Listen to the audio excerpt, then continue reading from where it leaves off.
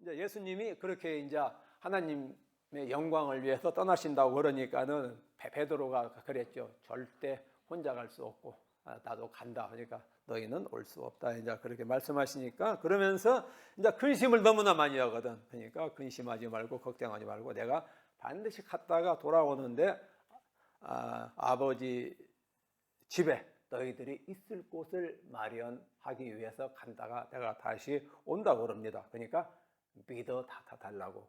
이때부터 이 믿음이라는 얘기가 이제 제자들에게 본질적으로 나오기 시작합니다.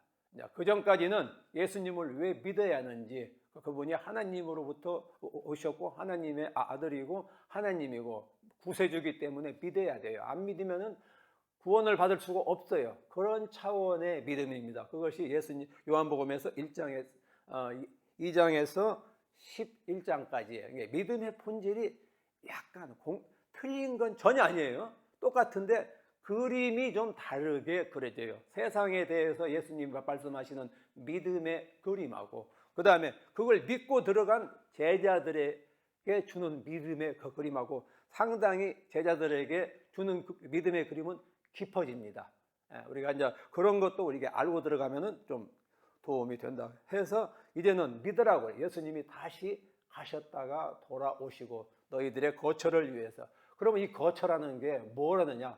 이 얘기는 상당히 복잡하게 되고 이제 우리가 요한계시록까지 가야 새하늘과 새 땅에서 우리가 나중에 예수님과 같이 왕노릇 할 수 있는 거기까지 그렇게 깊이 들어가는데 그건 뭐 여기서 전부 다 얘기할 수가 없는 것이고 좌우간에 우리가 가장 예수님이 거처를 마련한다는 것 중에서 가장 우리가 알기가 쉬운 거처는 뭐냐? 바로 예수님과 우리와의 관계 가운데서 그것이 발전해 가지고 하나님 우리와 지금은 제자들하고 예수님과의 관계가 이제 형성되어 갑니다. 근데 예수님이 십자가에 못 박으심으로 말미암아 우리의 죄가 없어짐으로써 우리의 그 관계가 하나님 아버지까지 확장되어 갑니다. 그래서 이제 그런 모든 관계 속에 우리가 들어간다는 것을 하나의 거처로 볼 수도 있다. 왜냐하면 우리는 지금 그 거처를 못 봤잖아요. 여기 있는 사람들이나 저나 똑같이 생전에는 볼 수가 없고 나중에 이제 새하늘과 새 땅이 왔을 때 우리가 거기에서 한번 만나보면은 우리의 거처, 그때 예수님 말씀하신 요한복음 14장에서 말씀하신 거처가 바로 이런 것이었구나. 근데 영어로 볼 때 이게 맨션이라고 아니면 큰 아파트먼트라고 그렇게 또 해석을 합니다만은 그건 인간이 하나님이 말씀하신 것들을 인간이 우리가 알기 위해서 하나의 제한적인 그림으로 그린 것뿐이지 우리는 하나님이 예수님이 우리의 거처를 마련하신다는 이것에 정확히는 알 수가 없다.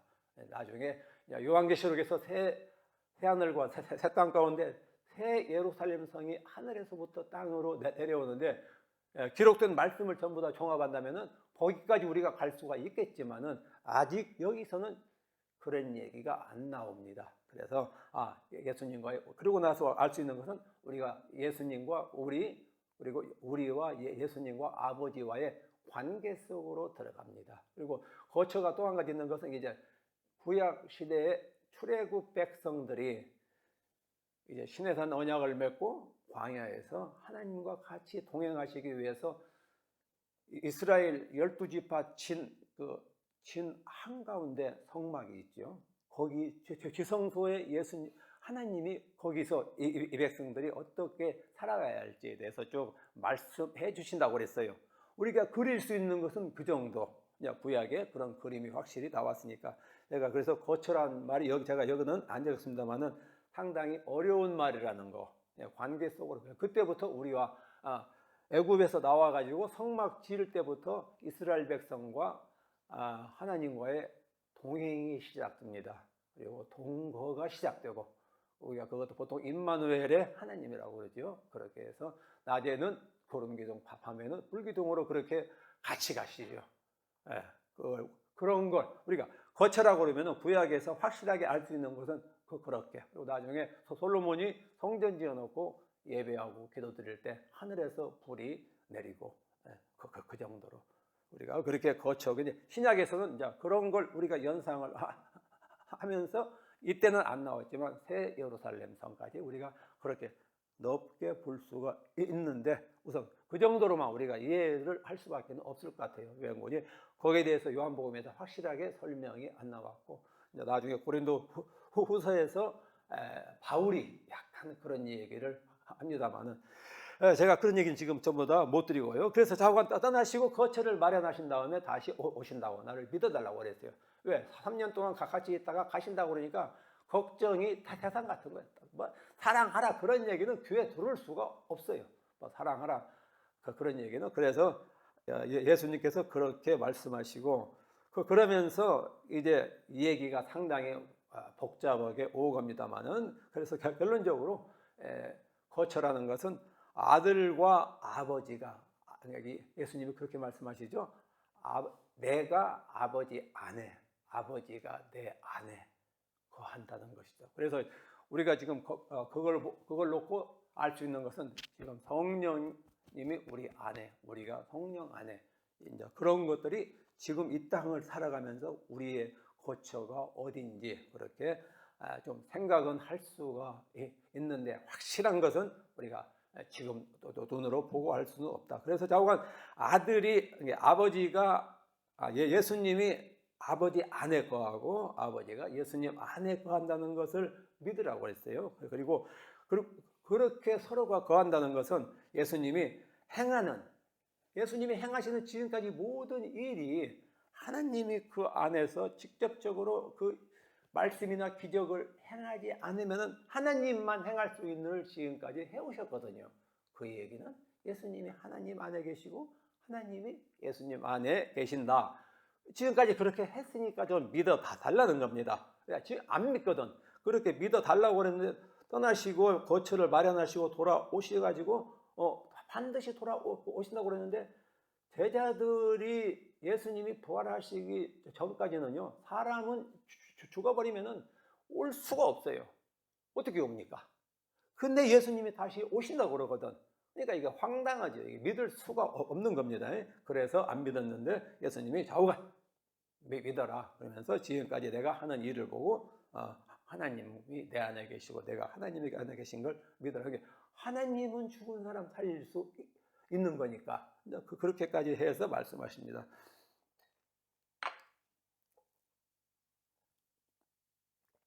그러면서 이 와중에서 빌립과 그 도마의 질문들이 왔다 갔다 하면서 거기에 대해서 대답을 전부 다 해주시고 끝까지 믿어 달라고 해요. 끝까지. 나중에 내가 하나님 안에 계시나 안 계시나를 한번 기도해 보라고 그랬어요. 너희들이 세상에 나가서 하나님의 이름과 내 이름을 선교하는 과정에서 한번 기도를 해보라고 그랬어요. 내 이름으로. 그러면은 하나님께서 그 기도에 응답을 해 주신다면은 내가 하나님 안에 있고 하나님이 내 안에 계신다는 것을 확실하게 알 수 있지 않겠느냐. 거기까지 말씀하십니다. 거기까지 말씀을 끝내시고 그 다음에 예수님께서 갑작스럽게 너희가 나를 사랑하면 내 계명을 지키라고. 그러니까 아까 13장에서 새 계명을 주시면서 내가 너희를 사랑하는 것처럼 서로 사랑하라. 이제 그런 식으로 그렇게 말씀을 하셨는데 일단 제자들이 이렇게 안절부절 못하고 그렇게 걱정하는 그런 과정에서 어느 정도 안심을 시켰어. 나중에 한번 기도해보라고. 그러면은 내가 지금 하나님 안에 계시는지 예를 들어서 제자들은 하나님은 믿잖아요. 지금까지 하나님. 근데 예수님을 못 믿었거든.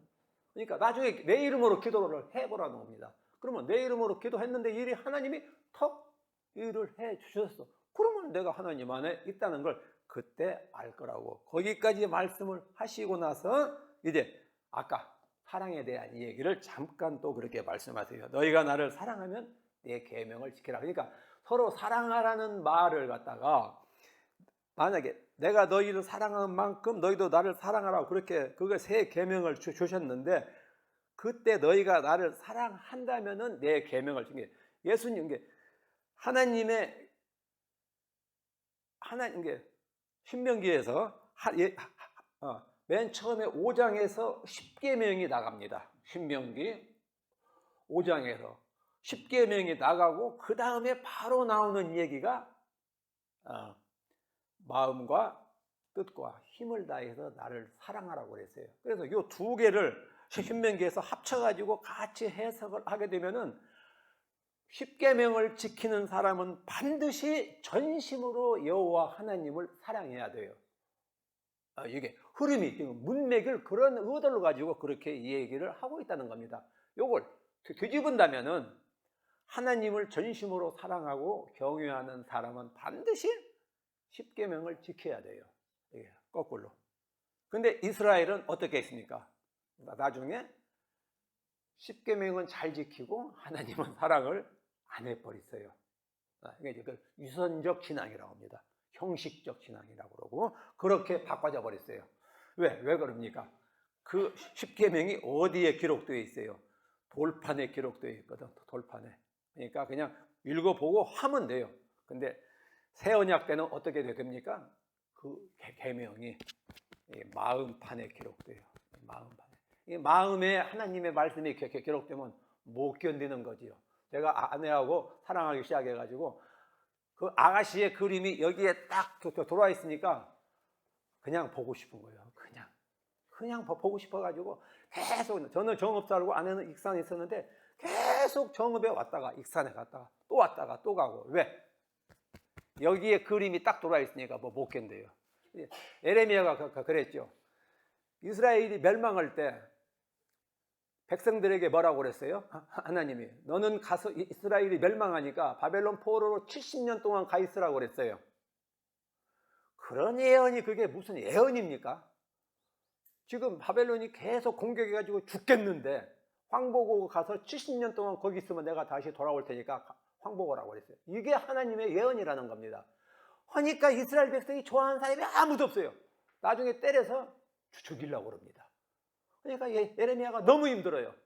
그러니까 나중에 뭐라고 합니까? 20장에서 정말 하기 싫어서 죽겠는데 하나님의 말씀이 가슴에 있다 보니까 이 가슴이 불붙는 것 같아가지고 하나님의 말씀을 선포하지 않을 수가 없다고 이제 그런 얘기가 나옵니다. 그래서 여기서 보면은 너희가 나를 사랑하면은 내 계명을 지키라고 하는데 나중에 이렇게 역전되어 가지고 됩니다. 하나님 예수님의 계명이 지금 여기 계신 분들 전부 다 성령님의 역사에 의해서 여기에 기록되어 있어요.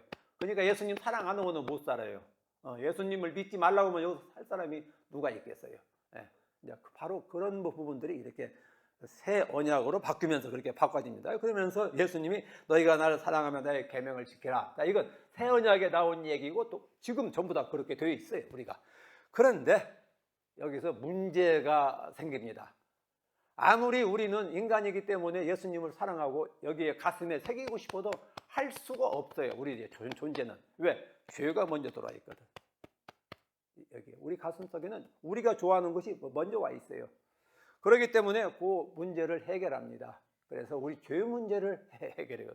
예수님의 피로 죄 문제를 해결해 놓고 성령님이 이 땅에 오심으로 말미암아 성령의 역사에 의해서 예수님의 말씀이 여기에 새겨집니다.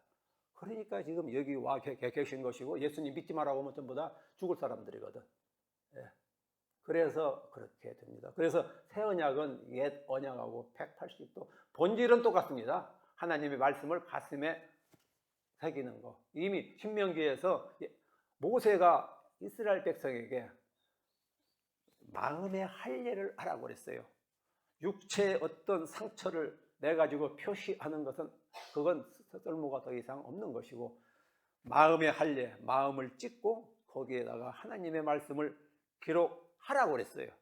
이미 신명기 때 모세가 그렇게 말했어요. 근데 그것이 예수님에 의해서 그분이 우리의 죄로 먼저 죄가 용서되지 않으면 여기 죄의 마음이 있으면 아무리 누가 와서 무슨 걸 안 새겨지거든. 그러니까 죄를 먼저 제거해 주시고 깨끗하게 만드신 다음에 성령께서 역사하심으로 말미암아 여기에 하나님의 말씀이 기록됩니다. 그러니까 지금 예수님 믿지 말라고 하면 여기 있는 분들 전부 다 죽을 사람들이거든. 왜? 안 되죠. 그거 불가능하죠. 지금 예수 믿지 말라고 하면 그냥 어떻게 합니까? 그냥 죽는 수밖에 더. 왜? 여기에 하나님께서 성령님의 말씀을 기록하셨기 때문에 그렇게 새 언약이 그런 언약입니다. 자, 그래서 성령 얘기가 나옵니다. 이 얘기 다 다음에 상당히 의미심장합니다. 이게 제가 그랬죠. 처음부터 계속적으로 어느 때 성령님이 처음으로 이 얘기가 이때부터 나오기 시작해요. 물론 뭐 앞에서 그랬죠. 너희가 나를 믿으면은 그 배에서 생수의 강이 흐를 거라고 다 얘기했어요. 일반적인 얘기입니다. 일반적인 얘기고 이제 제자들한테 본질적으로 말씀을 하고 계시는 걸 볼 수가 있어요. 그래서 너희가 나를 사랑하면 나의 계명을 지키라. 우리는 하나님의 계명을 지킬 수 있는 능력이 하나도 없어요. 여기 죄가 있거든요. 나 하고 싶은 대로 하는 거지. 그렇기 때문에 예수님이 그리고 나서 이 계명을 지키는데 불가능하기 때문에 성령, 보혜사, 도우미, 예수님하고 똑같은 분을 보내주시는데 성령에 대한 첫 번째 약속입니다. 다른 보혜사 진리의 영을 주사 영원토록 너희와 함께 하겠다. 이렇게 돼야만이 나를 사랑하면 나의 계명을 지킬 수가 있습니다. 그러면 불가능합니다. 자, 이게 새 언약의 본질적인 얘기가 지금 나오기 시작합니다. 이렇게 해서 성령의 이런 상황 가운데 성령을 보내시겠다는 첫 번째 약속이 시작됩니다. 약속이. 자, 그리고 나서 또다시 예수님께서 그렇게 하신 말씀을 또 다른 차원에서 이제 지금은 예수님이 함께 계세요. 근데 요 다음에 A1, B1, A-B-로 나간 것은 예수님이 이제 지금 말고 다음에 오실 때 어떤 상황이 또 일어나는가에 대해서 또다시 말씀하십니다. 그때 너희를 고아와 같이 버려두지 아니하고 내가 너희에게 반드시 돌아오신다. 이 얘기는 본질은 똑같습니다. 아까 돌아오신다는 그 얘기는 또 똑같은데 이제 약간 차원이 좀 다른데 아까 돌아오시는 것은 일반적으로 돌아오신다는 얘기고 여기서 돌아오시는 것은 이게 신학적으로 굉장히 복잡합니다.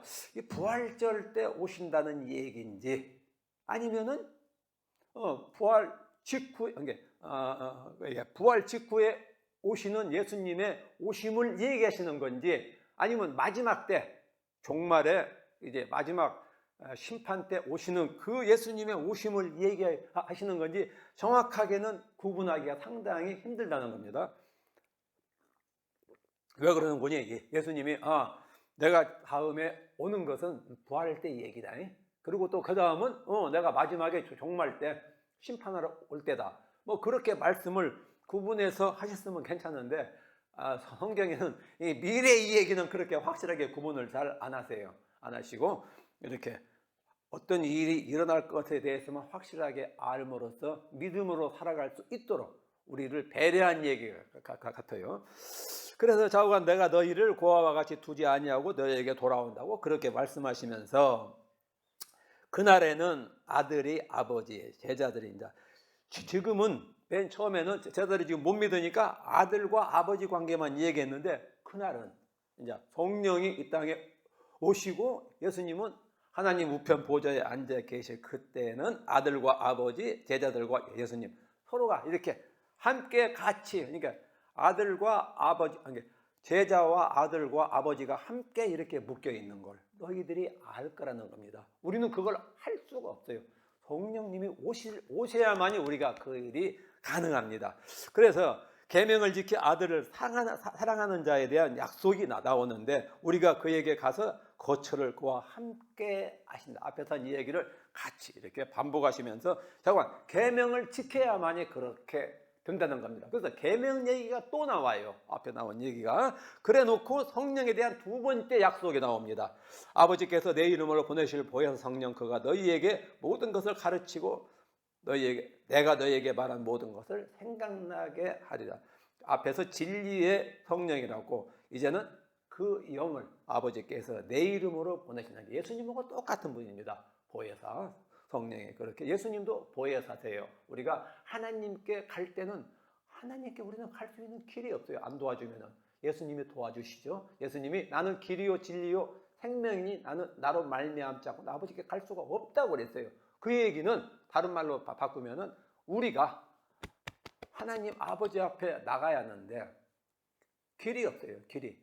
예수님을 믿었을 때 그분이 우리가 하나님 앞에 나갈 수 있는 길이 되신다는 겁니다. 그러니까 그분은 우리를 하나님 앞에 나갈 수 있게 만드는 보혜사예요. 도움이십니다. 그래 놓고 나는 진리요, 나는 길이요, 진리라고 그랬죠. 진리라는 것은 하나님이 진리시죠. 원래가 본질이 하나님만 진리인데, 예수님이 하나님의 아들이고 하나님이시기 때문이고 하나님이 가신 걸 모든 걸 다 가지고 계시기 때문에 예수님이 진리의 계시자입니다. 하나님이 어떤 분이라는 걸 알려. 진리의 계시자는 진리하고 똑같은 거예요. 진리하고 똑같아야만이 진리를 우리 앞에 드러낼 수가 있는 거지요. 진리하고 틀리면은 절대로 그렇게 할 수가 없지요. 그래서 하나님이 바로 그 진리가 어떤 건지를 계시해줘요. 하나님이 어떤 분이라는 걸 알려줘요. 그걸 모르면 우리가 그 길 따라 갈 수가 없는 거죠. 그리고 그분이 생명이라고 그랬어요. 우리는 하나님 앞에 나가기 위해서는 하나님이 주신 생명을 갖지 않고는 그 앞에 나갈 수가 없어요. 아니면 전부 다 죽은 것들이거든. 하나님은 생명이시기 때문에 죽음과는 절대적으로 같이 계실 수가 없어요. 그래서 예수님이 길 되신다는 것은 그분이 하나님이신 진리로서 진리로서 우리에게 보여주시고 하나님이 가지신 생명을 그분이 우리에게 보여해 주심으로써 우리가 예수님 따라서 믿음으로 말미암아 거기에 갈 수 있는데, 하나님을 만날 수 있는데, 왜 그러는 거냐? 인간의 궁극적인 목적은 하나님과 함께 동행하는 겁니다. 이게 우리가 인간이 이 땅을 살아가는 궁극적인 목적이죠. 그걸 창세기 3장에서 잃어버렸어요. 그러면 이제 그걸 다시 회복시키기 위해서 예수님이 이 땅에 오셨는데, 이걸 갖다가 구원사라고 그러죠. 구속사라고 그렇게 말씀하시는, 좌우간에 그렇게 하세요. 그래서 계명을 지켜 아들을 사랑하는 자 약속이 나오는데 그것은 우리는 불가능하다는 겁니다. 그래서 성령에 대한 두 번째 약속이 나옵니다. 아버지께서 내 이름으로 보내실 보혜사 성령, 그가 너희에게 모든 것을 가르치고 알려주시리라. 이렇게 반드시 하나님의 계명의 말씀을 우리가 사랑하는 사람이 지켜나가고 그걸 지켜나갈 수 있도록 성령님을 이 땅에 보내. 우리는 예수님이 말씀하시고 하나님이 주신 계명을 지킬 수 없다는 것이 구약에서 완전히 입증되었습니다. 모세가 그 계명을 전부 다 주었어요. 못 지켰어요. 근데 신약에서는 예수님이 그 죄를 사하시고 성령께서 여기에 각인시켜, 이거 봐, 하트 인그레이브드, 이거 우리가 보통 조각한다는 것 갖다 그레이빙이라고 그랬죠. 이렇게 파고 하는 걸, 우리 가슴을 파고 거기다가 글씨를 써줬어요. 그래서 우리가 지금 예수님을 믿을 수가 있다. 그런 얘기들이 이런 정황 가운데서 지금 나오고 있다는 걸 제가 지금 이렇게 본문에 의해서 말씀드렸습니다. 그 다음에요, 이건 뭐 좀 더 상세하게 제가 이렇게 해놓은 거니까, 거처라는 것은 뭐 아까 제가 대충 말씀드렸고, 그래 놓고 이제 어느 정도 사태가 진정된 거지요. 오냐 마냐, 언제 오냐 마냐, 그렇게 한 걸 내가 다 그렇게 하고 나를 믿고 있고 그 다음에 계명 지키고 있으면 내가 성령을 보내주면은 성령이 도와줌을 따라서 너희는 살면 된다 해놓고, 이제 마지막으로 나의 평안을 너희에게 준다고, 우리가 잘 아는 나의 평안을 주느라 좀 가만히 있으라는 겁니다. 가만히 있어. 안절부절하지 말고 이제 이렇게 평안하게. 처음에 14장 처음에는 그냥 정신이 없어가지고 뭐 나도 가고 뭐가 모르고 막 그렇게 정신이 없어 안절부절 했는데, 이제 좀 믿고 좀 가만히 있으라고 그러면서 믿으라고 그러고, 그 다음에 성령 얘기해 주고 내가 반드시 온다고 그러고 여러 가지 그렇게 이 얘기를 해 주신 다음에 좀 평안히 가만히 있어라. 나의 평안을 너희에게 주느라. 내가 너희에게 주는 것은 세상이 뭐 잘 아는 그런 평안을 준다는 거예요. 그래서 내가 이런 것들을 알게 되면은 내가 반드시 예수님이 가셔야만이 된다는 사실. 왜? 지금 예수님이 안 가시면은 앞에 선 얘기 전부 다 꽝이거든. 될 수가 없어요. 불가능하잖아요. 아무리 우리가 계명을 가지고 있지만은 우리는 지킬 능력이 없다는 것이 이미 구약 전체에서 드러났잖아요. 그래서 이 가슴속에 죄를 사해 예수님이 가심으로 죄가 제거되어 깨끗해진 그 상태에서 성령이 역사하심으로 말미암아 하나님의 계명이 여기에 새겨지시니까 그걸 좀 믿고 가만히 있으라는 겁니다. 그러면서 평안하라고. 그러면서 이제 그 돌발 사태가 진정이 끝나지요. 그러고 나서 이제 아까 13장에 그 포도나무, 게 지금 사랑은 얘기가 중간중간에 계속 나오죠. 13장 끝나고 막 돌발 사태가 일어나가지고 이 얘기를 진정시키면서 나를 사랑하는 자는 계명을 지키라고 이렇게 암시가 살짝 들어가면서 예수님이 하시고 싶은 본질적인 얘기를 계속적으로 그렇게 해나오십니다. 그러니까 성경에 이렇게 얘기가 그냥 갑작스럽게 뭔 얘기가 나오는 게 아니라 요한이 글을 써나갈 때 이 상황을 진정시키기 위해서 그런 얘기를 계속적으로 하면서도 자기가 그 다음에 앞에서 했고 그 다음에 할 얘기를 살짝 중간에 집어넣어 가지고 암시를 주면서 이제 본론으로 넘어가는 그런 것들을 우리가 볼 수가 있습니다. 그래서 자, 이제 나는 포도나무에 너는 가지란 얘기는 한마디로 딱 말하면은 포도나무가 예수님인데 우리는 가지예요. 어떻게 열매를 맺느냐? 붙어 있으면 그냥 맺는 게 아니라 거기서 열매를 맺기 위해서는 사랑의 열매를 맺기. 자, 아까 그랬죠. 나를 사랑하면은 계명을 지키라고 그랬어요. 근데 사랑을 해야 돼요. 거기서 가지는 서로 사랑을 했을 때 사랑의 열매를 맺어가는 겁니다. 그러니까 사랑하면 계명 지키고 성령을 보내 주신다고 그랬는데 그 이 얘기들이 이제 포도나무에서 이제 집약되어 가지고 이렇게 복합적으로 설명되는 것들을 볼 수가 있겠습니다. 자, 그래서 이렇게 열매 맺는 것은 농부이신 아버지의 영광을 위한 겁니다. 다른 게 아무것도 없어요. 아무것도 없고 제가 아까도 저희 집 텃밭에 고추 얘기했는데 고추나무 실컷 키워가지고 고추는 누가 땁니까? 제가 따요. 제가. 딴 사람이 딸 수가 없어요. 또 농부거든 제가. 도시농부라고. 근데 농부가 따가지고 키운 사람이 따먹는 거예요. 그거. 그래서 우리는 원래 하나님이 지었기 때문에 하나님의 영광을 위해서 사는 것 외에는 우리의 목적이 아무것도 없습니다. 우리가 그건 창세기부터 나오잖아요. 창세기에 우리 만들어 놓고 보시기에 참 좋았다고 그랬거든. 그러면 나머지 모든 이 얘기는 하나님 보시기에 좋으면 우리는 끝났다. 우리의 창조의 목적은 하나님 보시기에 좋으면 끝납니다.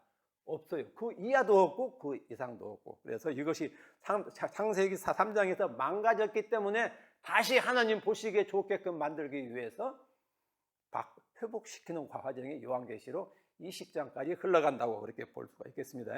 그래서 이제 하나님 우리의 제자의 삶의 목적은 여기에서 나와요. 열매를 맺어서 농부인 아버지가 영광 받도록. 다른 목적이 없습니다. 그게 창조주의 목적이고 피조물들의 창조주를 향한 목적입니다. 다른 목적은 아무것도 없습니다. 자, 그래서 이제 나가고요. 그리고 이 포도나무 들어가기 전에 포도나무는 이미 구약 때부터 이스라엘을 포도원으로 그렇게 하나님이 비유하셔가지고 말씀했습니다. 그래서 이사야서 5장 거기 있네. 내가 너를 순전한 참종자 곧 귀한 포도나무로 심었거늘 내게 대하여 이방 포도나무의 악한 가지가 되면 어떠냐. 그 다음에 땅을 파서 돌을 제하고 극상품 포도나무를 심었는데 그 중에 망대를 세웠고 또 그 안에 술틀을 팠도다. 좋은 포도를 맺기를 받았더니 들포도를 맺었다. 그 다음에 이 얘기는 뭘 지금 비유한 거니? 물은 만군의 여호와의 포도원은 이스라엘 족속이요 그의 기뻐하시는 나무는 유다 사람이라 그들에게 정의를 바랐더니 도리어 포악이요 그들에게 공의를 바라셨더니 도리어 부르짖. 이게 구약에서 나오는 포도나무와 열매, 가지에 대한 전형적인 말씀들입니다. 지금 이 얘기를 이제 예수님이 제자들에게 확대해 가지고 다시 적용시키면서 말씀하시는 것이 15장 1절에서 17절까지의 말씀이다. 그렇게 보시고 그런 그림을 가지고 들어가면 좋겠습니다. 그래서 이것은 순전한 참종자 포도나무인데 이게 이방 포도나무의 악한 가지로 되었다고. 이건 또 에레미야서에서 그렇게 나옵니다. 이걸 갖다가 요한복음에서 이렇게 갈라가지고 그렇게 나오는 것을 볼 수가 있다. 그래서 우리가 신약을 공부하시면서 구약적 배경을 알고 들어가면 굉장히 접근해 들어가기가 이렇게 이해 폭이 넓어진다고 그렇게 말씀할 수 있겠습니다. 이건 그냥 넘어가겠습니다. 자, 이건 포도나무고요. 이게 이런 것들을 그림 언어라고 합니다. 픽처, 그림 언어, 워드 픽처라고 그렇게 풍성한 열매 맺는 것 외에는 포도나무를 심을 일이 없고 가꿀 일이 없습니다. 그래서 이렇게 그냥 시간 있으면 같이 이런 것도 나누면 참 좋겠는데 이렇게 이런 열매를 맺을 때 주인이 농부이신 주인 하나님이 기뻐하신다. 아니, 그렇게 안 하는 것들은 우리가 전지하잖아요. 전지. 더 좋은 포도나무를 이렇게 해서 전부 다 잘라버립니다. 그리고 불에 태우고, 전부 다 이게 그림 언어들, 불에 태운다는 것은 심판한다는 것이고, 그래서 결론적으로 나머지 포도나무에 이렇게 좋은 포도나무 열매를 맺기 위해서 그렇게 한다 합니다.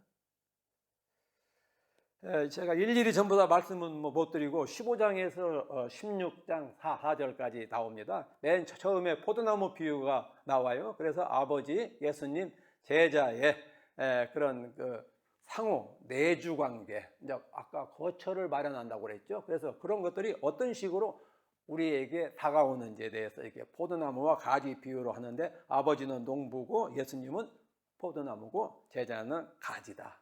그래서 결론적으로 열매 안 맺는 것들은 잘라버리고 그 다음에 더 많은 열매를 맺기 위해서, 그래서 그 얘기는 가룟 유다 있잖아요. 가룟 유다는 이미 잘라져 나갔습니다. 그런 사람이 공동체에 있으면은 열매를 못 맺어요. 그래서 이제 정리가 전부 다 되었다고 그랬어요. 이미 잘라나갈 건 다 잘라나갔고 너희들은 깨끗하다고 그랬어요. 이제 그 얘기가 거기서 그렇게 나옵니다만은, 그렇게 나오고 해서 그렇게 농부하고, 왜 가지가 포도나무에 걸려 있어야 되고, 그다음에 그래서 포도나무에 열매가 맺으면은 누가 기뻐할 것인가?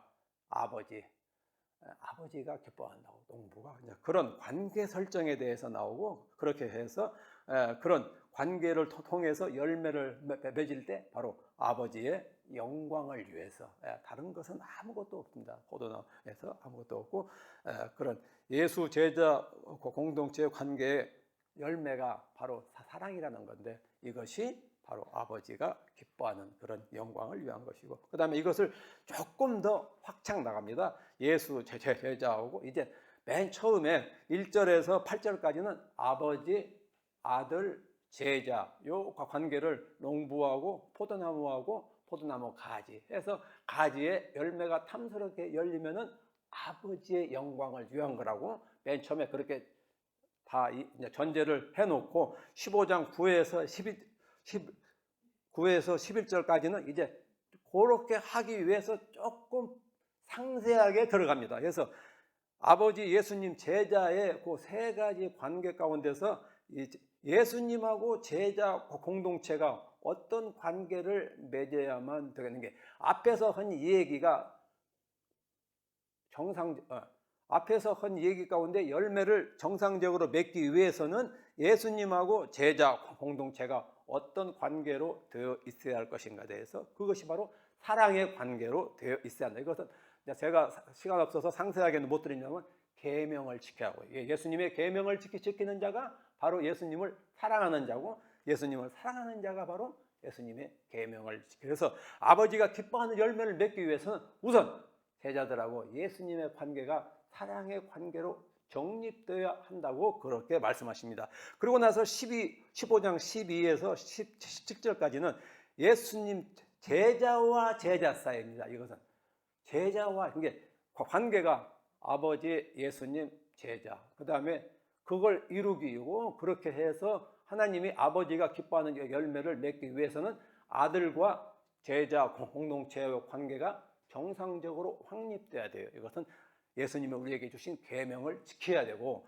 그 계명을 지켜 나간다는 것은 바로 예수 제자하고 예수 제자들 간의 공동체의 관계가 또 어떻게 형성돼야 할 것인가? 역시 사랑. 왜? 예수님이 서로 사랑하라고 계명을 주셨기 때문에. 그래서 이게 3단계로 이렇게 분류해 가지고 포도나무와 가지에 대한 그 비유가, 그러니까 제자들이 이 땅에 살아가면서 하나님이 기뻐하시는 열매를 맺기 위해서 먼저 큰 그림 그리고, 그 다음에 예수님과 제자, 그 다음에 제자와 제자, 이렇게 세 가지 그림을 그려가면서 포도나무 비유에 대해서 마칩니다.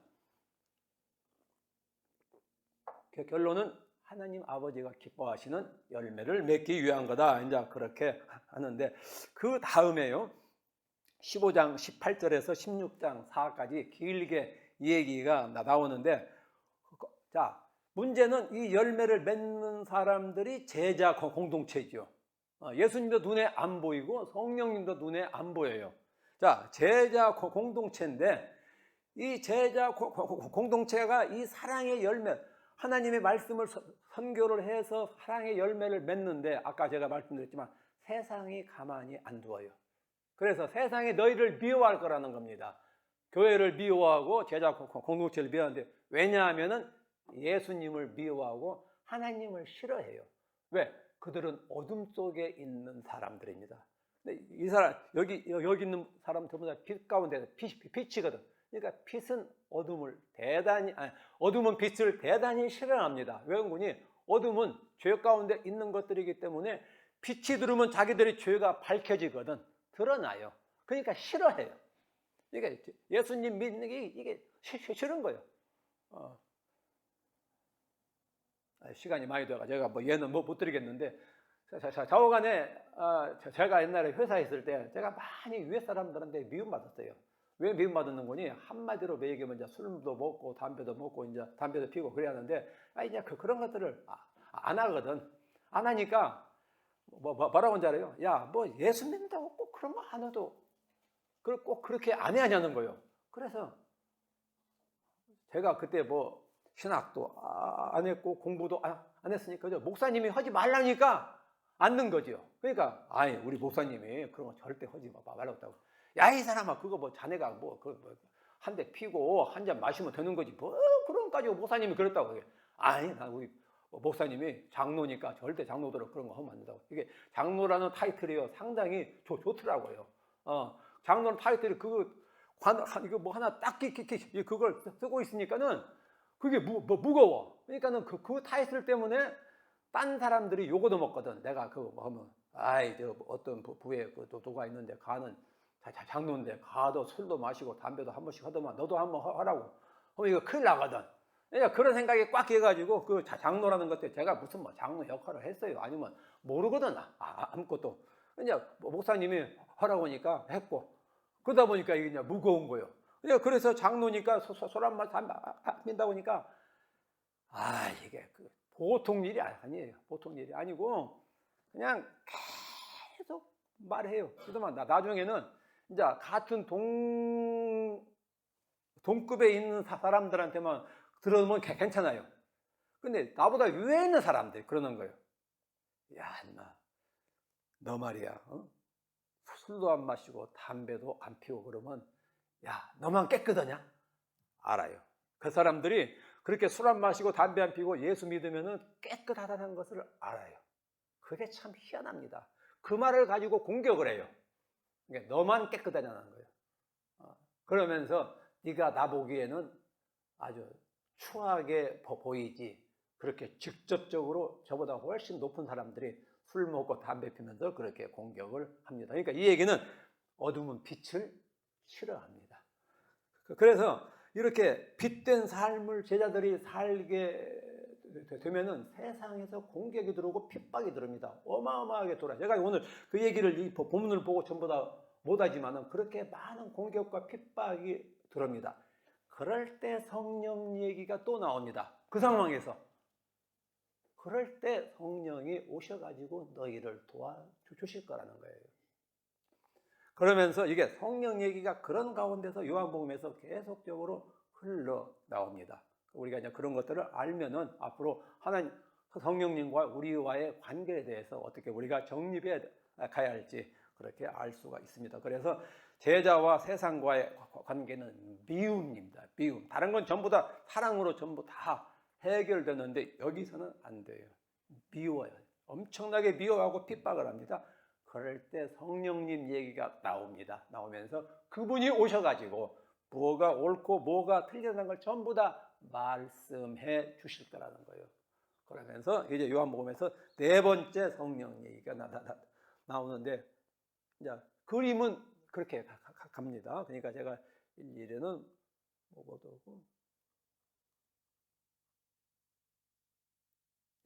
이게 제가 이것은 성령님 얘기가 나오기 때문에 자 제자와 세상과의 관계는 적대 관계입니다. 적대 관계인데 제가 이제 그 전부 다 일일이는 못하고 좌우간 세상은 제자 공동체를 미워하고 박해하는데 이유는 바로 예수님을 싫어해요. 예수님이 그랬어요. 나를 세상이 싫어하기 때문에 너희를 미워한다고. 그러나 세상이 그렇게 하는 것은 결코 그 죄가 용서될 수가 없고 그 죄를 그것이 바로 죄입니다. 그런데 그걸 절대 핑계할 수가 없다고 그래요. 그들이 이유 없이 나를 미워하였기 때문에, 좌우간 예수님을 미워하기 때문에, 그러면서 예수님이 시편에 나온 이 얘기도 인용하면서 설명을 해요. 그러나 거기까지는 제가 이 얘기를 못 드리고, 좌우간 예수님을 미워하기 때문에 너희도 같이 미워한다. 그러면서 제자와 보혜사, 이때 성령 얘기가 나옵니다. 그래서 제자들에게 보혜사 진리의 성령이 오셔가지고 너희를 도와주고, 거기 보면 코위트니스라고 서로가 상호 도와주면서 증언을 해줍니다. 네가 맞고, 교회 네가 맞고, 걔들은 틀렸다고. 성령께서 우리 가운데 그렇게 말씀을 해주시기 위해서 오신다고 그렇게 예수님이 말씀하십니다. 그러면서 아무리 그렇게 하더라도 제자와 세상과의 관계는 계속적으로 적대적으로 나갈 것이며 너희들이 많은 출교를 당하고 죽고 그럴 것이다. 왜? 그들이 예수님이 누군지를 모르기 때문에 그런다고 그렇게 말씀하십니다. 그래서 결론적으로 제자와 세상과의 관계는 적대 관계인데, 그럴 과정에서 성령께서 오셔가지고 코위트니스, 상호 증인 관계로 이렇게 도와주고, 그러기 위해서 성령께서 오신다고 이렇게 요한복음에서 성령론에 대해서 굉장히 이렇게 상세하고 정확하게 말씀하십니다. 이건 뭐 다 지금까지 말씀을 드린 거고. 그래서 요한복음에서 제가 이렇게 세상이 나온 것에 대해서 한번 쭉 뽑아봤어요. 그러니까 세상은 아이러니합니다. 하나님이 세상을 이처럼 사랑하사 독생자를 주신 곳이 세상이고, 또 그 세상은 지금 방금 말씀드린 바와 같이 예수님을 미워하시고 제자 공동체가 핍박당하고 환난당하는, 우리는 그런 곳에서 살도록 이렇게 나와 있는 사람들인데, 우리가 그걸 예수님의 뜻, 하나님의 비전은 절대적으로 성취하십니다. 왜? 성령님이 오셔가지고 우리를 돕기 때문에.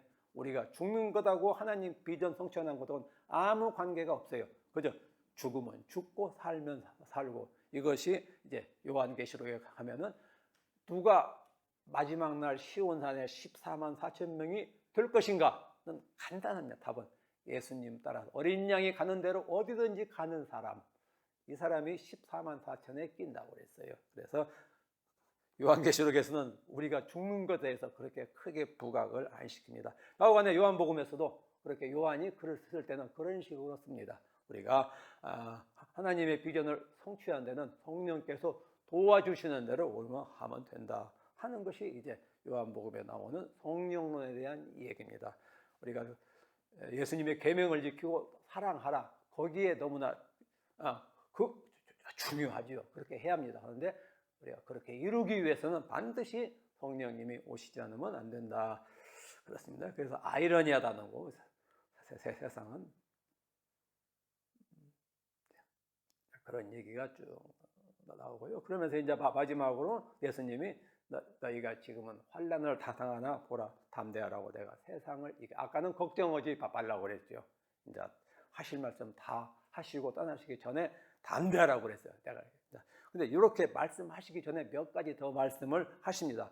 그것만 같이 보고 하겠습니다. 그러면서 이제 지금까지 성령님에 대한 사역이 많이 그렇게 이제 서로 사랑하라고 그러고, 그 다음에 계명 순종하라고 그러고, 그 다음에 성령님 얘기 나왔는데, 이제 세상 얘기가 나왔어요.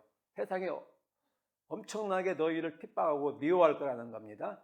그러니까 이제 여기서 성령님이 오셔가지고 일하실 본질적인 것들을 이제 16장에서 말씀하십니다. 자, 예수님이 보혜사를 보내시는 분이에요. 예수님은 성령님을 어디로 가는지 묻지도 말고 근심만 가득한 채, 제자들이 지금 정신이 없어요. 아무리 포도나무 아까 얘기하고 또 포도나무 얘기하고 있는데 정신이 없어요. 정신이 없어가지고 이제는 아까는 그래도 어디로 가냐고 우리가 알지 못한다고, 아버지도 못 봤다고 물어보기로 했어요, 그때는.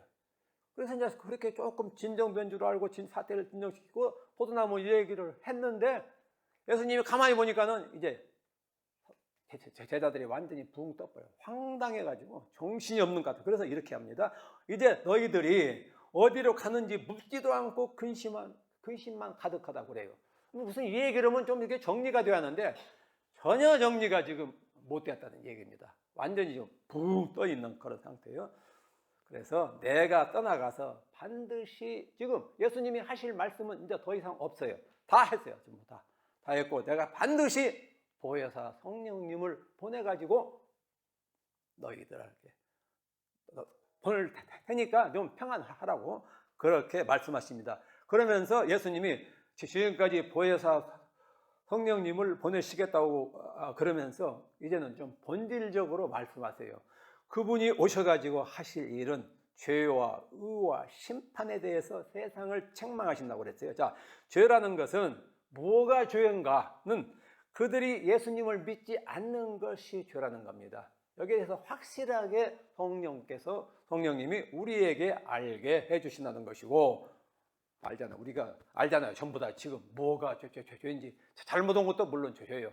그러나 궁극적으로 하나님, 잘못한 것은 예수님의 피로 우리가 용서받습니다. 그러나 예수님을 모르는 죄, 이건 어떻게 할 수가 없어요. 그래서 그런 것들을 전부 다 이렇게 정확하게 알려주는 것이고, 또 한 가지는 의라는 것이, 의가 뭐다? 의라는 것은 우리가 보통 뭐 정의나 공의라고 그렇게 얘기하는데, 여기서 말하는 성경에 나오는 의가 굉장히 많이 나옵니다. 창세기부터 시작해서 아브라함이 하나님의 말씀을 믿었더니, 여호와의 말씀을 믿었더니 하나님께서 의로 여기셨더라. 이게 이제 창세기 15장에서 나오고, 신명기 6장에서는 뭐라고 합니까? 하나님을 사랑하고 경외하고 전심으로 따르는 거, 이걸 갖다가 그대로 실천하는 것을 의라고 그랬어요. 이게 의가 구약에서 계속 발전합니다. 처음에는 믿는 것을 의라고 그래놓고 나중에 그대로 믿으면 믿음 그대로 실천하면서 사는 것을 의라고 해야 게, 의가 계속적으로 성경에서 발전을 해요. 쭉 오면서 상황에 따라서 하나님께서 선지자들을 통해서, 사람을 통해서 계속적으로 확대시켜 나갑니다. 적용시켜서. 그래서 의라는 것은 이제 궁극적으로 의가 뭐냐? 예수님이 오셔가지고, 지금 세상은 전부 다 예수님을 불의하다고 그럽니다. 그래서 그때 하나님으로부터 택함받고 가장 의로운 백성이라고 일컫는 이스라엘이 예수님을 신성모독죄로 몰아가지고 세상에서 최고로 불의한 사람으로 누명을 씌워버린 거죠. 이건 완전히 예수님이 누명을 그렇게 지금 썼습니다.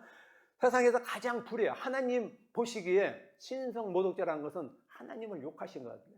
그러니까 세상에서 가장 의로운 사람들인 이스라엘 백성이 하나님을 보고 불의하다고, 신성모독죄를 지었다고 그래요.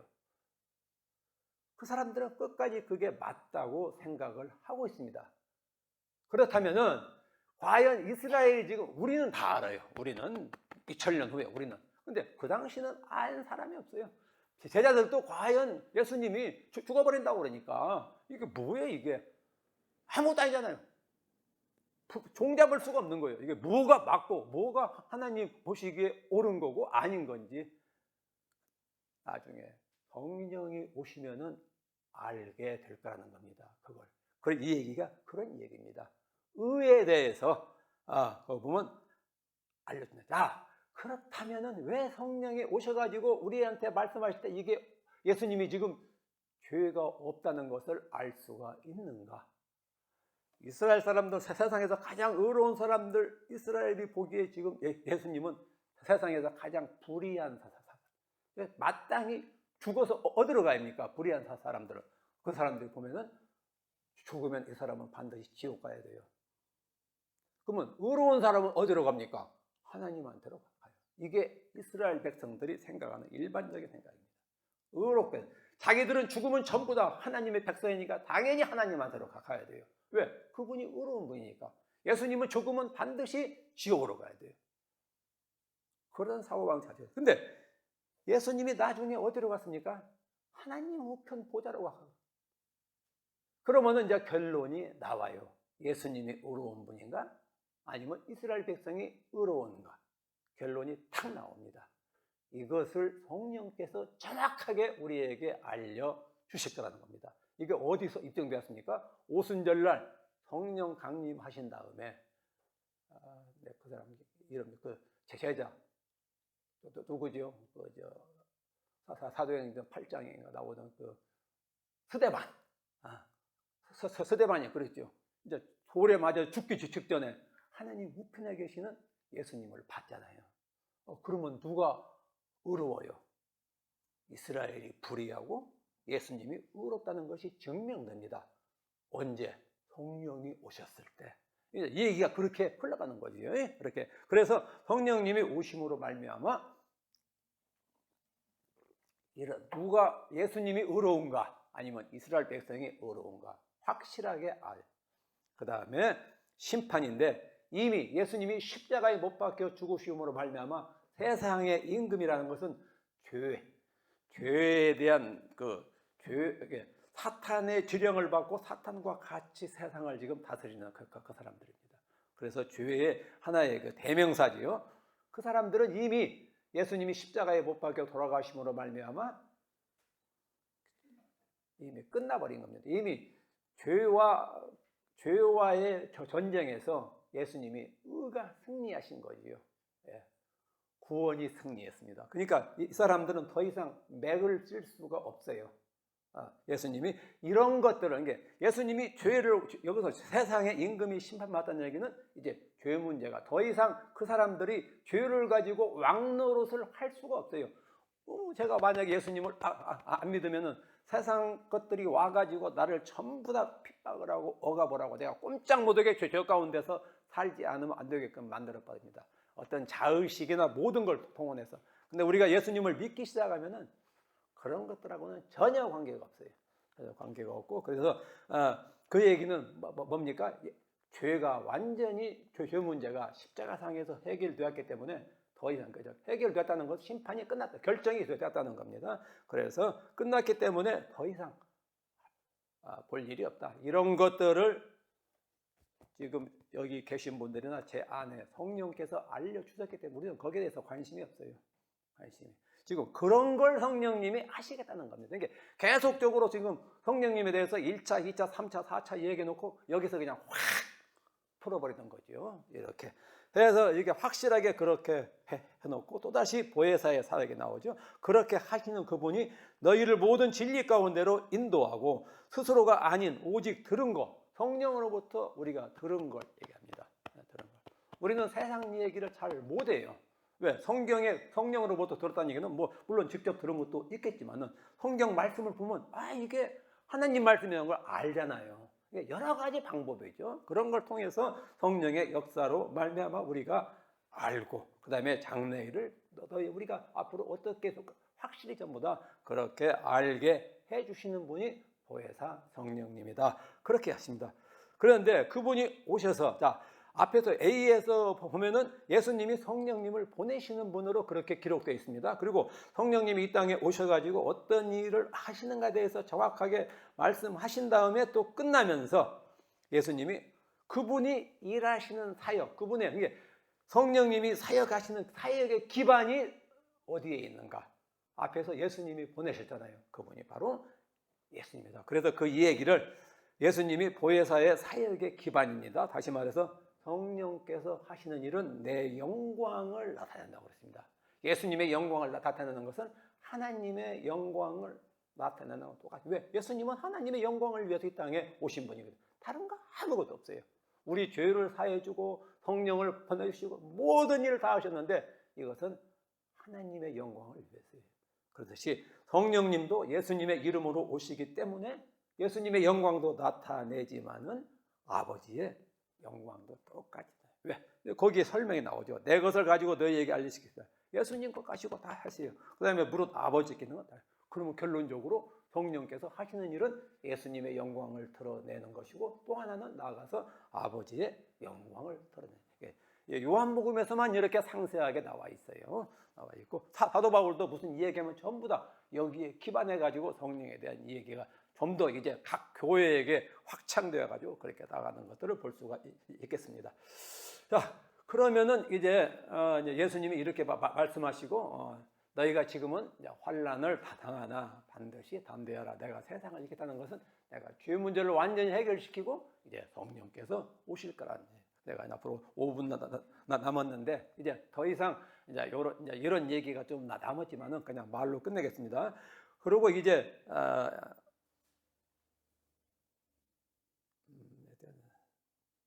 그 다음에 17장은 이렇게 해놓고 이제 내가 세상을 이겼다고 그러고, 이제 17장에 들어가서 예수님이 하나님을 향해서 기도하십니다. 그래서 그 예수님의 고별 기도가 맨 처음에는 아버지, 내가 아버지의 영광을 지금부터 드러내려고 하니까 제가 그 아버지의 영광을 잘 드러낼 수 있도록 해주세요. 그래서 내 영광을 드러내므로 말미암아 모든 사람이 영생을 얻을 수 있도록 그렇게 해달라고 먼저 자기 아들 자신을 위해서 그렇게 기도하시고, 그 다음에 제자들을 위해서 기도하시기 전에 제자들을 위해서 왜 기도를 하지 않으면 안 되는가에 대해서 얘기합니다. 세상 중에서 내게 주신 사람들에게 내가 아버지의 이름을 나타내었나이다. 그들은 아버지의 말씀을 지켰고 아버지께 내게 주신 것이 다 아버지로부터 온 것인 줄 알았습니다. 나는 아버지께 내게 주신 말씀을 그들에게 주었다며 그들이 이것을 믿고 내가 아버지께 나온 줄을 참으로 아오며 아버지께서 나를 보내신 줄로 믿었습니다. 그러니까 이들을 위해서 내가 기도를 드리겠습니다. 세상에 남아있는 제자들을 위해서 기도 드리기 전에 먼저 이렇다는 얘기를 확실하게 아버지에게 말씀을 드리고, 그러고 나서 기도하십니다. 내게 주신 자들을 위해서 기도하는데 말이 길게 나오는데 두 마디로 따거든요. 그들이 서로 아버지하고 나하고 하나 된 것처럼 그들도 서로가 하나 되게 해달라고. 교회 공동체의 가장 기본은요 하나입니다. 목사님이 어떻게 말씀하시건 그냥 우리 목사님 어때? 저러면 어때? 그렇게 되면 교회가 하나가 되도록 하네요. 절대적으로 교회는 그러면 안 됩니다. 목사님은 하나님이 정하신 분이기 때문에 잘못하시더라도 하나님께서 알아서 하시라고 하나님 앞에 맡기시는 분입니다. 제가 목사님을 어떻게 다르게 말해요? 목사님은 그 교회에서 하나님으로부터 소명을 받고 이 교회에 하나님의 뜻을 행하시기 위해서 오신 분이거든요. 우리는 그분에 대해서 말할 수 있는 아무런 없어요. 없고 단 목사님과 교회가 하나 되도록 우리가 기도하는 것 외에, 그렇게 기도했을 때 하나님이 알아서 목사님을 하나님의 길로 인도하실 수 있도록 그렇게 우리가 기도해야지, 절대적으로 교회에서 분란은 깨어지면 아무것도 안 된다고 해서 예수님의 마지막 기도가 첫 번째가 교회가 하나 되게 해달라고 그렇게 말씀하시고, 두 번째가 진리로 거룩하게 해달라고 해요. 세상의 모든 것을 끊어버리고 하나님의 말씀 중심으로만 서 있게 해달라고 그렇게 그들을 진리로 거룩하게 하옵소서. 그렇게 하나됨과 진리로 거룩한 두 가지를 그렇게 예수님이 제자들을 위해서 기도하시고, 다시 말해 그건 교회를 위해서 그렇게 기도하시는 거죠. 그 다음에 이제 더 나가면은 세상을 위해서 기도하는데, 그 다음에 이제 이 제자들 다음에 나오는 교회들을 위해서 하는데,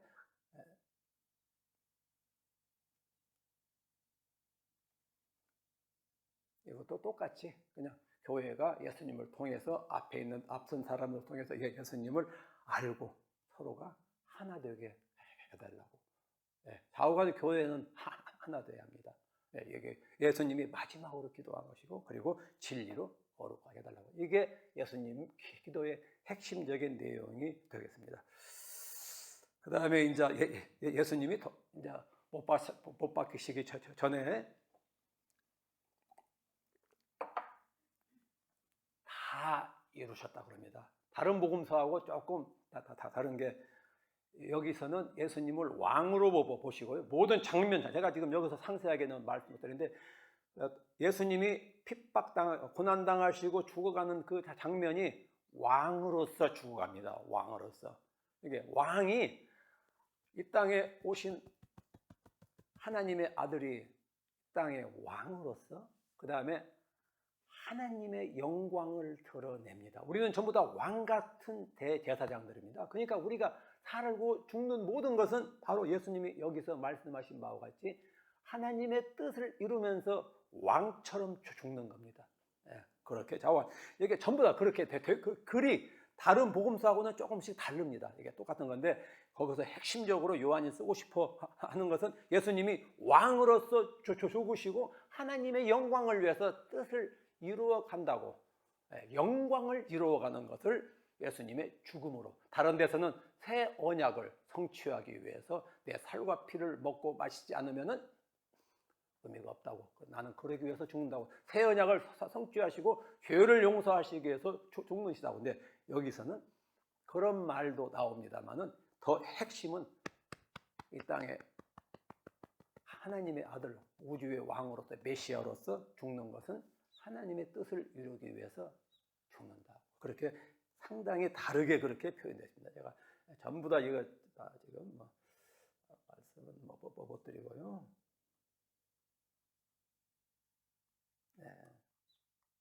그런 식으로 그렇게 예수님이 돌아가시고 그 다음에 부활하셔가지고 이제 제자들을 만나고 그렇게 해서 완전히 제자들을 만나고 부활하시고 그런 모든 것은 한마디로 딱 말하면은 예수님이 처음에 내가 다시 오시겠다고 그랬잖아요. 그것이 거기서 성취가 됩니다. 약속을 반드시 지킨다는 겁니다. 그래 놓고 다시 만나고 이제 거기서 여러 가지 얘기들이 나오는데 이제 거기다 나온 것이고, 그다음에 마지막으로 제가 요한복음, 저는 이 부분이 요한복음의 핵심이라고 좀 보고 싶어요. 왜? 그렇게 하는 것은요, 교회가 예수님의 뜻 가운데 양을 먹이기 위한 겁니다. 양을 먹이. 지금 이렇게 긴 얘기를 해왔는데 결론은 뭡니까? 교회가 이 땅에서 예수님의 양을 치라는 겁니다. 무엇으로? 사랑으로. 이렇게 해서 이 얘기는 끝납니다. 그래서 저는 앞에서 나오는 것은 믿음 얘기 여러 가지 얘기 다 합니다. 우리가 다 그렇게 얘기가 나오고 성령 얘기가 나오고 여러 가지 얘기가 나오는데 결론은 뭡니까? 지금 요 원독자들, 그것은 지금까지 한 얘기는 예수님이 이 땅에 살아계실 때 제자들과 한 얘기입니다. 그러나 요한복음은 그 뒤에 한 50년 뒤에 요한의 교회에 대해서 한 얘기거든요. 그러니까 각도가 예수님이 살아계실 때 그 원청중들에게 하셨던 그 말씀을 지금 하시는 이유가 뭐냐는 거지요. 교회를 사랑으로 먹이라는 겁니다. 그래서 우리가 앞에 것만 너무나 신경을 써서 버리면은 상당히 뒤에 그 베드로하고 예수님하고 네가 나를 사랑하느냐, 내 양을 치라, 내 양을 먹이라 3번이나 강조했죠. 그 얘기는 뭡니까? 앞에서 그런 생명 되신 예수님으로부터 믿음을 얻고 구원을 받은 사람들은 반드시 예수님을 사랑하고 그 사랑으로 인해 가지고 그 예수님의 사랑을 기반해 가지고 양을 치라는 겁니다. 양을.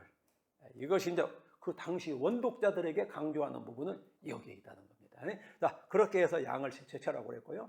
그 다음에 제가 시간이 조금 가는데 한 가지만 말씀드리고 딱 끝내겠습니다. 이걸 안 하면은 뭐 좀 해가지고 제가 인물 연구를 한번 제가 해봤어요. 요한복음에 나오는 베드로라는 사람이 어떤 사람인가? 그렇다면 우리도 어떻게 해야 되는가? 굉장히 쉽게 접근할 수 있어가지고 제가 한번 베드로에 관한 사항을 다 뽑았습니다. 그래서 제목을 진짜 베드로를 보시는 주님, 그렇게 정했어요. 그래서 앞에서부터 쭉 보시면은 베드로는 처음 예수님 만날 때부터 대단합니다. 내가 요한의 아들 시몬이 장차 개발을 하리라고 그러고 주의 영생의 말씀이 굉장하게 긍정적으로 이 얘기들이 많이 나와요. 처음에 그렇게 나오다가 이렇게 말하는 것은 왜 그럽니까? 예수님이 빛이에요. 빛 가운데 베드로가 나와 있었기 때문에 이렇게 얘기합니다. 굉장히 중요한 겁니다. 이거. 빛 가운데 나와 있으면 이렇게 얘기를 해요. 그러다가 빛이 이제 어둠 가운데 예수님이 십자가로 못 박혀 들어갑니다. 그때부터 베드로 말이 바꿔지기 시작합니다. 완전히 바꿔지죠. 나중에 3번이나 부인해 버립니다. 왜? 이제 빛을 잃어버렸어요. 빛과 떨어져 버렸어요. 그러니까는 아니라고 그래요, 이제. 그래서 이걸 갖다 저는 어둠 속에 있는 부정적인 베드로의 모습을 우리가 요한복음이 지금 그렇게 보여주고 있다. 그래서 3번이나 그렇게 말씀하시고 끝까지 몰랐죠. 부활했어도 몰랐어요. 그래서 빛을 잃고 어둠 속으로 숨어버리는 베드로의 모습을 볼 수가 있고요. 그 다음에 다시 빛 가운데로 갈릴리 바닷가에서 고기 잡을 때 빛이신 예수님이 오실 때 빛을 봤어요. 그리고 달려나갔죠. 그러고 나서 예수님으로부터 사명을 받습니다. 그래서 요한복음에서 우리는 맨 처음에 빛 가운데 있었던 베드로의 모습, 그 다음에 빛을 잃고 어둠 속으로 빨려 들어갔던 베드로의 모습, 그리고 다시 부활하신 예수님을 보고 빛 가운데로 나왔던 베드로의 모습, 그 3가지의 모습을 우리가 극명하게 대조하면서 볼 수가 있습니다. 결론은 제가 이 말씀 드리는 이유는 우리는 항상 빛 가운데 있어야만 되는 사람들이다. 빛을 잃어버리면 즉시 어둠으로 빠집니다. 그래서 항상 기도하시고 예배하시고, 우리가 주일날 예배드리고 말씀 듣고 또 말씀 묵상하시고 이런 데 와서 이렇게 하나님 말씀 배우고 계속적으로 우리는 빛 가운데 나와서 빛 가운데 계속적으로 살아갈 때 우리는 어둠 속에 빠지지 않는다. 우리는 극단적으로 말하면 우리는 항상 어둠과 빛 가운데 서서 갈등하고 사는 그런 사람들입니다. 계속적으로 말씀 붙들고 기도하시고 예배에 동참하시고 그러면서 빛 가운데로 갔을 때 베드로처럼 위대한 성령의 능력을 통해서 위대한 사명을 감당할 수가 있다. 그런 말씀으로 이제 요한복음을 끝내겠습니다. 제가 아쉬운 것은 다 같이 깊은 말씀들을 못 나눈 것은 제가 아쉬운 것이고, 항상 우리가 빛 가운데서 있어야만이 우리는 하나님의 일을 감당할 수 있는 그런 능력을 받은 사람으로 세워질 수가 있는 것이지, 그렇지 않으면 즉시 어둠 속으로 빠질 수밖에 없는 연약한 조선자들이라는 것, 그것이 요한복음 베드로를 통해서 배울 수 있는 것이 아닌가. 끝까지 잘 들어주셔서 감사합니다. 제가 기도 한번 하고 마치겠습니다. 하나님 아버지 감사합니다. 우리 간사님들 그리고 또 목사님, 사모님 같이 요한복음 들었습니다. 하나님, 요한복음 말씀 가운데 빛이신 생명이신 예수님, 항상 우리가 그분 가까이 하고 빛 가운데 노출되는 그런 삶을 살 수 있게 도와주시고, 그래서 세상 가운데 어둠을 이기고 승리하며 하나님께서 우리에게 주신 사명을 잘 감당할 수 있는 우리 간사님들 그리고 교회 되게 하여 주옵소서. 그렇게 하실 줄 믿사옵고 감사드리며 예수님 이름으로 기도합니다. 아멘. 예, 수고하셨습니다.